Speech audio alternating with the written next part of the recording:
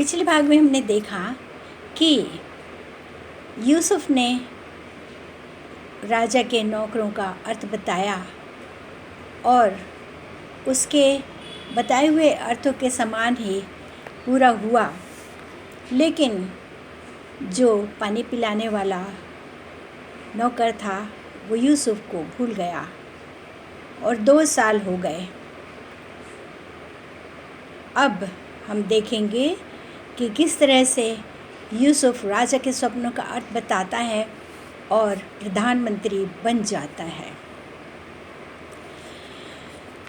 2 वर्ष के पश्चात राजा फिरौन जो थे उन्होंने स्वप्न देखा कि मैं एक नदी के किनारे खड़ा हूँ और वहाँ से 7 मोटी मोटी गायें आकर के चरने लगीं और थोड़ी देर के पश्चात 7 बिल्कुल पतली पतली दुबली गायें भी आकर के चरने लगीं और राजा देखते रहे थे। और उन्होंने क्या देखा कि पतली गायों ने मोटी गायों को खा लिया और वो ज्यों की त्यों दिख रही थीं। राजा की नींद खुल गई और वो उठ गए। थोड़ी देर के बाद उन्होंने फिर नींद में स्वप्न देखा कि नदी के किनारे वो खड़े हैं और एक ठूंठ निकला और उसमें 7 मोटी मोटी बालें लगी हुई थीं और थोड़ी ही देर में उसी ठूंठ में से एक पतली पतली बालें निकलीं और पतली पतली बालों ने मोटी मोटी बालों को खा लिया।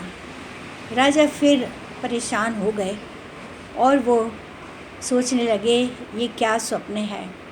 दूसरे दिन उन्होंने सब ज्योतिषियों को बुलाया और पूछा कि मेरे स्वप्न का अर्थ कौन बता सकता है।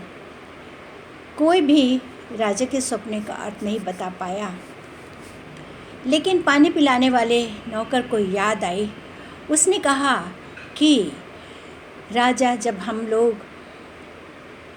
बंदीगृह में थे तो एक व्यक्ति, यूसुफ नाम के व्यक्ति ने हमको स्वप्न का अर्थ बताया था और हम दोनों को उस स्वप्न के अर्थ के समान ही हम पर बीता।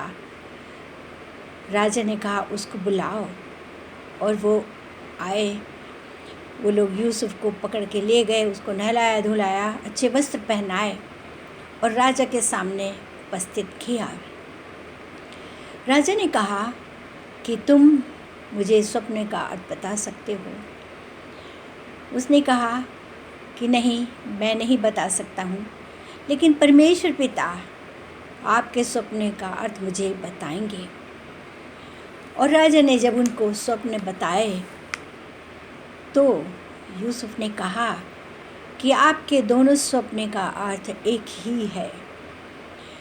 7 मोटी गायों का मतलब और 7 मोटी बालों का मतलब है कि 7 साल इस देश में भयंकर फसल होगी और बहुतायत से फसल और अनाज होगा।